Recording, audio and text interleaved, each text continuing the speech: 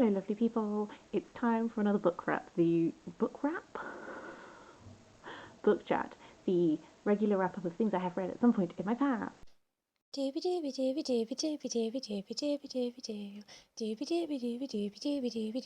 Sophie Vlogs.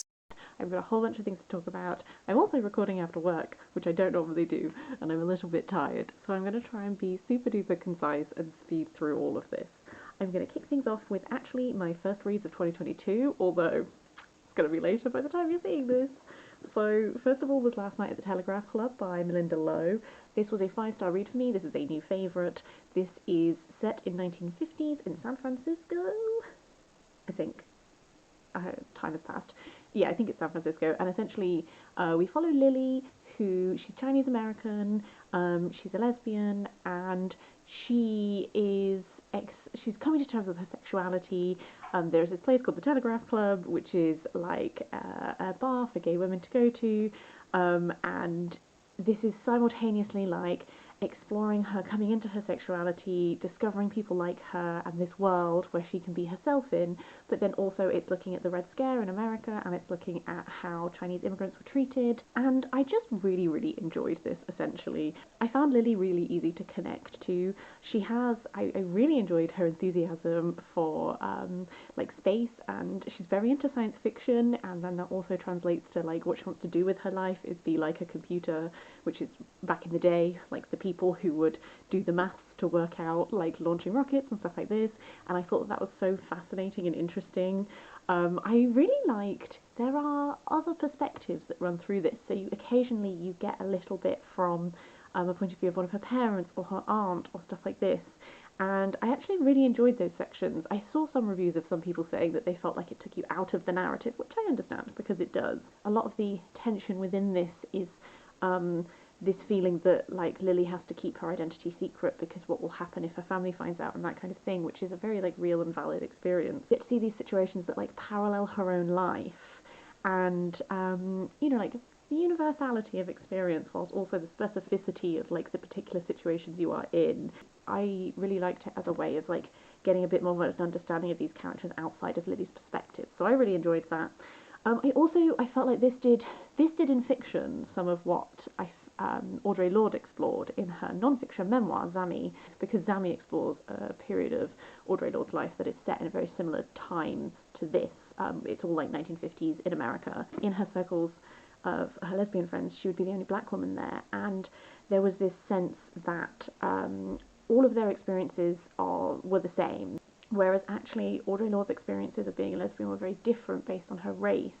And this kind of has moments like that as well, where Lily, in the Telegraph Club, where she, in one hand, is discovering this world where she sees women like her, she's also othered in the way that people talk about her and the way that people talk about her race and that kind of thing. So I just felt like this was exploring like a lot of moments of history that I've never read like a YA style book exploring before. A book that I was reading at the same time as that was The Well of Loneliness by Radcliffe Hall, which is another lesbian book. This is a very iconic piece of lesbian writing from, when was this first published? 1928. I knew about this because it's a very well-known novel. It was banned upon its release, and I wasn't sure how I was going to feel about this because mainly what I had heard is that it was like, it's a classic, but also it's really sad and depressing, which I wouldn't disagree with, having now read it, but I think I surprised myself with how much I enjoyed this. I definitely think I read it at like the right time, in the right mood, because I could see a version of myself really hating this book. Because like some of the messages in this very outdated. Some of the like attitudes and thought and stuff is very outdated by contemporary standards. I think I just read it in the right frame of mind because I went in and I was like, I'm just going to see what this is like. And I personally really liked the writing style. This is a very slow-paced book. You follow Stephen from her birth, and essentially she was like raised as if she was like her father's son, kind of like her father deeply understood her, and he very much understood from a young age that she was a lesbian, even if it's not like phrased in that way. So you follow like her whole life. This like spans like as she grows up, like the First World War happens, and like all this kind of like time period. So I really enjoyed this, just as like inexperience. Some portions of this plot definitely worked for me a lot better than others. Some of them were like a little bit slow, and you're like, come on, babes, let's chonk through a bit more. But I think it helped that, like, this is how, like, I understand how Radcliffe Hall, the way she is writing about Stephen and Stephen's experience of her sexuality, and also, like, in some ways of her gender identity and that kind of thing, very much, like, reflected how Radcliffe Hall felt about herself.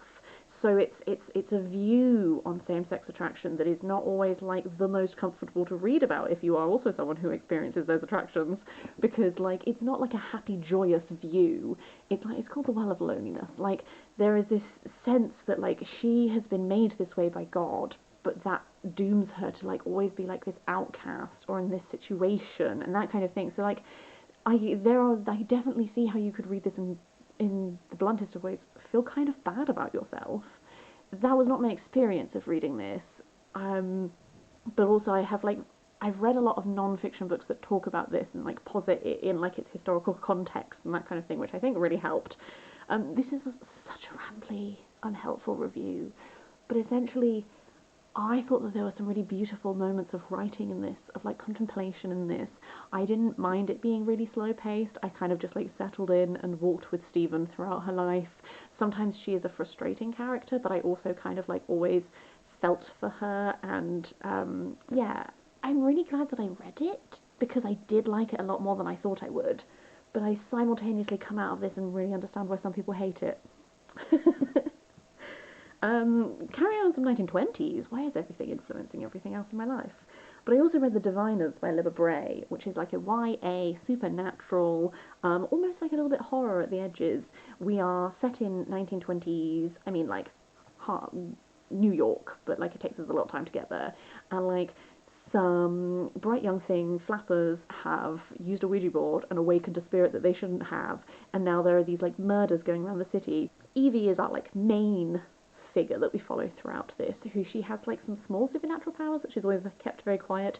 She's staying with her uncle, who runs this supernatural museum, and, like, he is called upon to help consult the police while they're investigating these murders, and shenanigans ensue. I think I would have loved this if I read it when I was a teenager, because I definitely had, like, a big, like, supernatural mystery phase as a teenager, and I think I would have been, like, obsessed with this book and this series.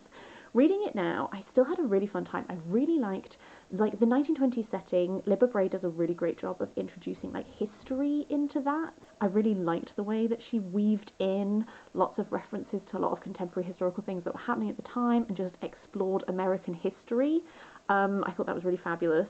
I think that this was a bit long for me. Personally, for me, the plotting, I felt we could have lost at least 100 pages and just tightened it all up a bit, because I just felt like there was, like, a large portion of time when, like, we know who the murderer is, we understand the situation because it's introduced to us very early on, and we have a big swathe where, like, people are being murdered and our people are investigating it, but we know what's happening, and I just think maybe some of that time could have been, like, shrunked up a bit.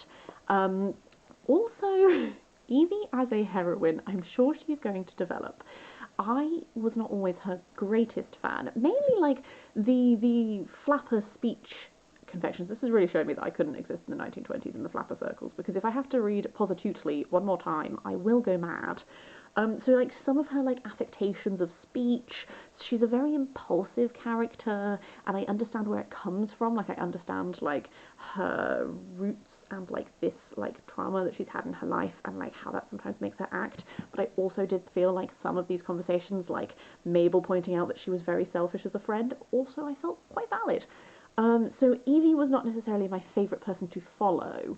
Having critiqued those elements of this, I definitely found this, like, capturing.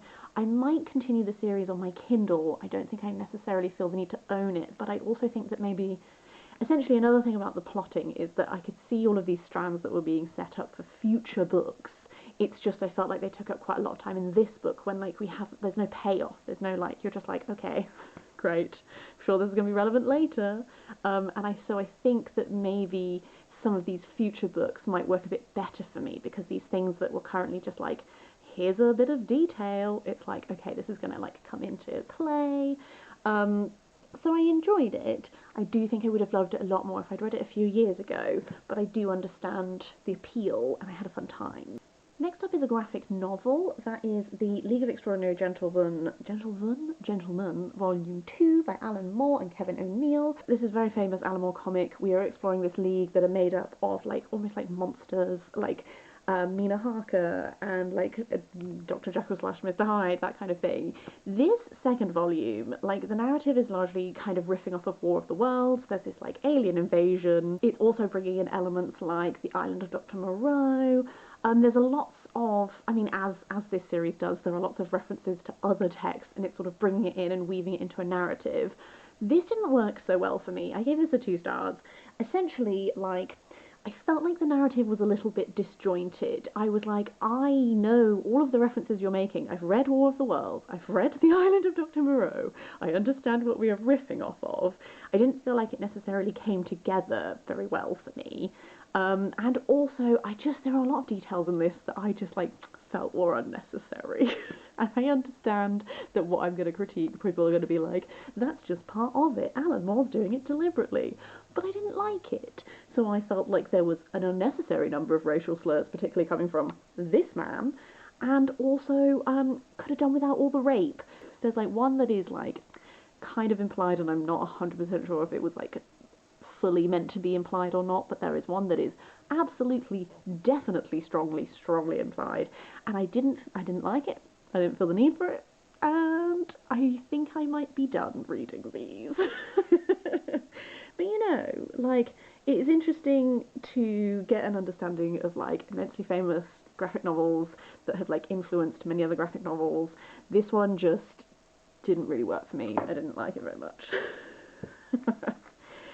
Just to mention some books that I read on Kindle, I also read The Mermaid of Black Conch by Monique Roffey, set in the Caribbean, and we follow this guy who is a fisherman, and he discovers this like mermaid, and then like essentially like word gets out that there's a mermaid.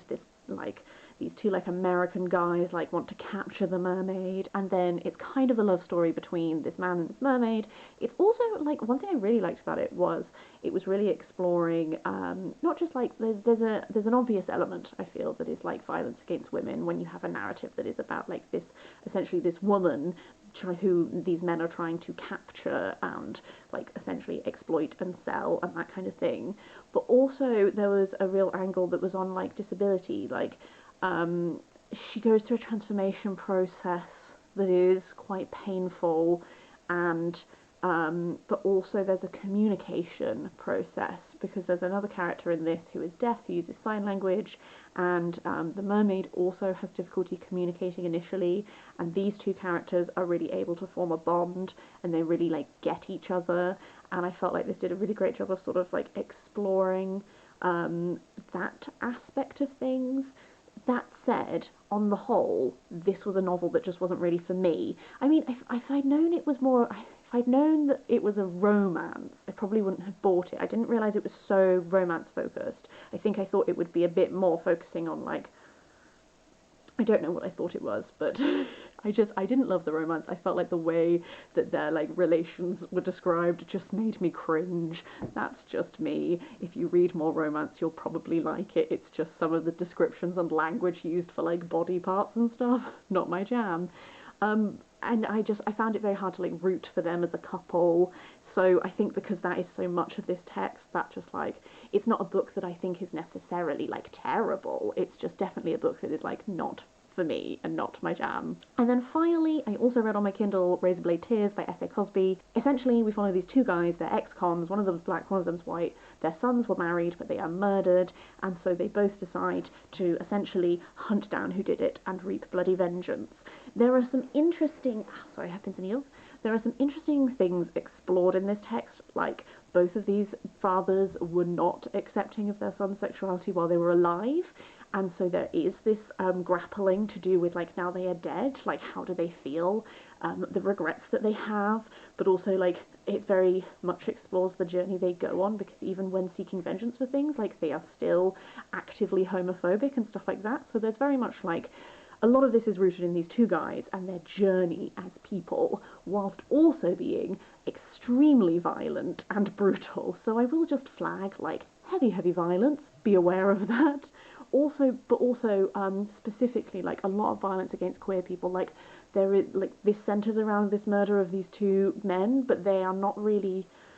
I didn't feel... I kind of wanted them to be more present. Like, I wanted a bit more of a sense of who they were. I felt like, you know, we're very much following their fathers in this. It's just...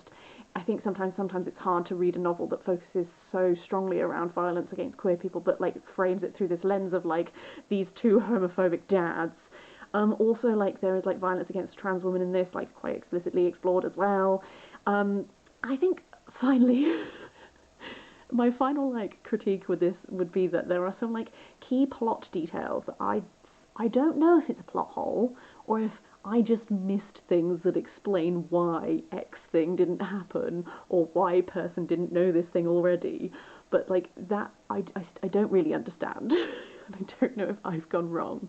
So, like, if you are someone who likes thrillers and, like, revenge tales and stuff like this, I think this is a very good thriller revenge tale. I could see this being translated into a film very well, if not very graphically. It's not 100% my jam, again.